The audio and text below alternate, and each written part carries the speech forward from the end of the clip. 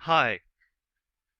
Every time I start recording my videos using this microphone, it's a USB microphone by the way, I keep hearing these buzzing sounds. It's very bad noise, it's spoiling my videos, I can't publish my videos anywhere.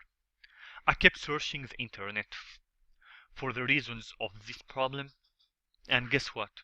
It's not a software problem, it's not a hardware problem, it's simply an electricity problem. It's because of this. So now my laptop adapter is unplugged, so I'm relying on the battery. And when I connect it to this, the buzzing sound appears. When I remove it back, the noise disappears.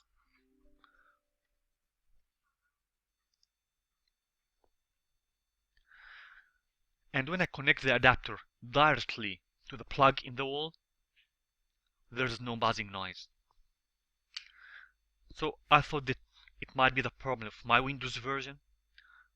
I have upgraded to Windows 10 and the same problem kept going on. So as I said, it's not software, hardware, operating system problem.